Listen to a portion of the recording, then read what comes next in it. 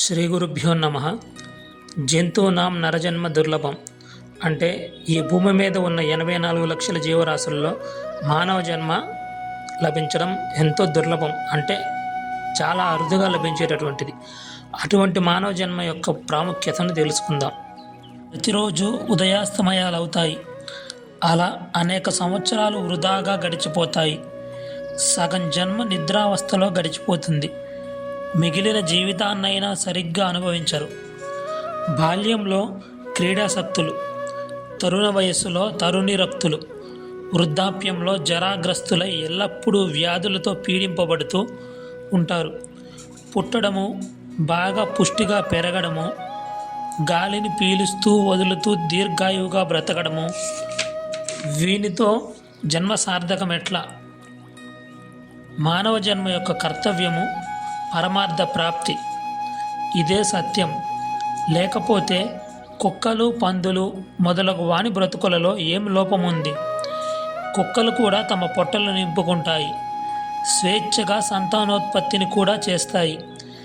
ఇలా కుక్కలు, మానవులు సమానంగా ఉంటే ఇక మానవ శరీరానికి ఉన్న గొప్పతనం ఏమిటి?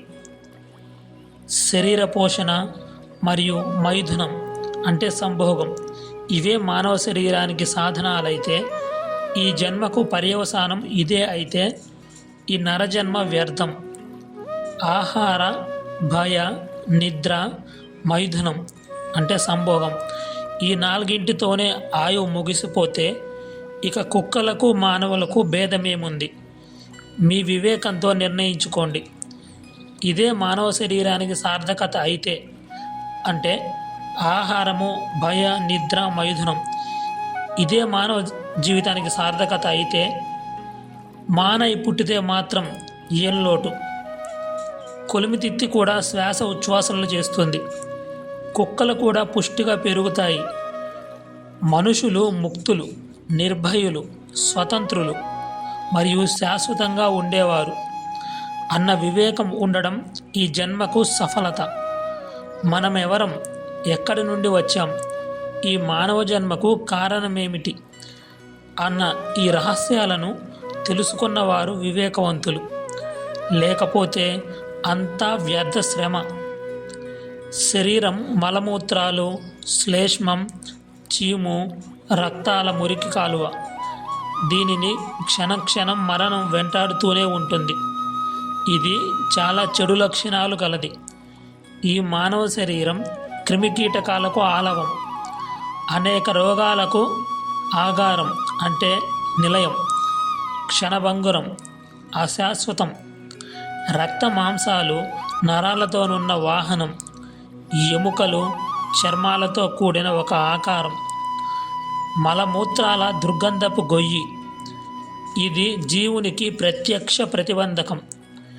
రక్త మాంసాలు, చర్మము, నరాలు, కొవ్వు, మజ్జ, ఎముకలు, వాయువు మరియు మలమూత్రాలు విసర్జించే మురికి అవయవాలు కల ఈ శరీరం అల్పాయువు కలది. ఇలాంటి అమంగళ, నశ్వరమైన అంటే నశించిపోయేటటువంటి మానవ శరీరం క్షణభంగురమే అయినా మంగళకరుడైన పరమేశ్వరుని ప్రాప్తి ఈ శరీరం ద్వారానే. జనన మరణాలు ఎప్పుడు వెంటే ఉంటాయి. వీనిని తలుచుకుంటేనే దారుణ భయం కలుగుతుంది. అకస్మాత్తుగా ప్రాణం వెళ్ళిపోతుంది. పగలు, రాత్రులు ఎంతమంది వస్తున్నారో మరి ఎంతమంది పోతున్నారో ఎవరు గమనించగలరు? ఈ మానవ శరీరం చర్మము, ఎముకలు, రక్తమాంసాలతో తయారైంది. ఇది పరమార్థం సంపాదించుకోవటానికి ప్రత్యక్ష ప్రతిబంధకం. దీనిపై మమకారాన్ని విడిచిపెట్టాలి. దీనిని కేవలం ఒక నౌకరి వలె భావించండి. దీనిని నెత్తిన కూర్చోబెట్టుకోకండి. బాగా గారాబంగా చూస్తూ దీనిని నరకద్వారం చేసుకోకండి.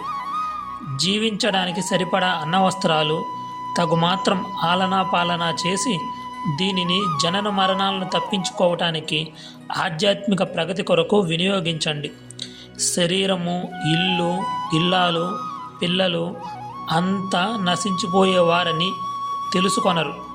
తల్లిదండ్రులను స్వయంగా భుజంపై మోసుకుని పోయినా మనము వెళ్ళవలసిన వారమేనని గ్రహించరు. అంటే మన కళ్ళ ముందు ఎంతమంది వెళ్ళిపోతున్నా కానీ నేను మాత్రం శాశ్వతంగా ఉంటారు అనే అజ్ఞానంలో ఉంటారు మానవులు. చనిపోయిన వారి వెనుక చావటం, మరలా జన్మించటం, అలా జనన మరణ చక్రంలో తిరగటమే కానీ దీనిని ఏ విధంగా తొలగించుకోవాలా అని ఒక్క క్షణమైనా ఆలోచించరు. నిత్యం కుటుంబ భారాన్ని మోస్తూ ఆయువు వేగంగా గడిచిపోతుంది. కాలం ఆయువును గణించడంలో నిమగ్నమై ఉంటుంది. అది తన కర్తవ్యాన్ని ఎప్పుడూ మర్చిపోదు. చివరి గడియ రాగానే అది ఒక్క క్షణమైనా ఆగదు. జాలరి వలను బాగా లాగినప్పుడు దానిలో చిక్కుకున్న చేపల వలె జీవులు మరణ సమయంలో గిలగిల కొట్టుకుంటారు.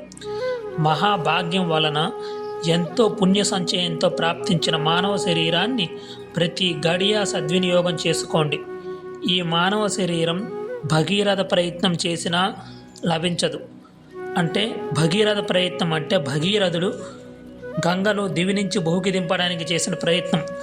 అంత ప్రయత్నం చేసినా కానీ ఈ మానవ శరీరం మరలా లభించదు అని చెప్పేసి చెప్తున్నారు. కేవలం అదృష్టవశాత్తు పూర్వజన్మ పుణ్యఫలం వల్ల అనుకోకుండా చేజిక్కిన అవకాశాన్ని మట్టిలో కలిపి వ్యర్థం చేయకండి. తరువాతి జన్మలో సాధించవచ్చునని అనుకోకూడదు. అంటే ఇంకా నెక్స్ట్ జన్మలో ఎంజాయ్ చేయొచ్చు, నెక్స్ట్ జన్మలో సాధించవచ్చు, ఈ జన్మలో ఎంజాయ్ చేద్దామని అనుకోకూడదు. ఈ అవకాశం ఒక్కసారి చేజారిపోయిందా ఇంకా అంతే. మరలా ఇదే లభిస్తుందని నిశ్చయం లేదు. అంటే మరలా మనుష్య జన్మ వస్తుందని చెప్పలేము. ఒక్కసారి చేజిక్కిన అవకాశం కోల్పోయామో మరలా ఇదే జన్మ వస్తుందని నిశ్చయం లేదు. వారి వారి కర్మానుష్ఠానం జ్ఞానాన్ని బట్టి వారి శరీర గ్రహణం అని శృతి ప్రమాణం. యథా ప్రజ్ఞాహి సంభవాహ అని శృతిమాత అత్యంత కరుణతో వచించింది. వారి వారి జ్ఞానాన్ని బట్టి జననం కూడా ఉంటుంది. పరమభాగ్యం వలన నరజన్మ లభిస్తుంది.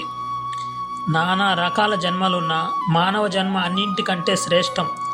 మనం ఎక్కడి నుంచి వచ్చాం, మనలను ఎవరు సృష్టించారు అని వివేకంతో ఆలోచించేది మానవులే. ఇతర యోనులలో జన్మించే ప్రాణులు దీనిని గ్రహించలేవు. అవి ఎలా పుడతాయో అలాగే చచ్చిపోతాయి. భూత భవిష్యత్తు వర్తమానాల గతి గురించి కానీ ఈశ్వరుని గురించి కానీ అవి ఎరుగవు. ఈ సృష్టిలో మానవ శరీరానికి సమానమైన సాధనా సంపద మరొకటి లేదు. చతుర్విధ పురుషార్థాలను సాధించడానికి మానవ శరీరం కంటే వేరే సాధన లేదు. శ్రీ గురుభ్యో నమః.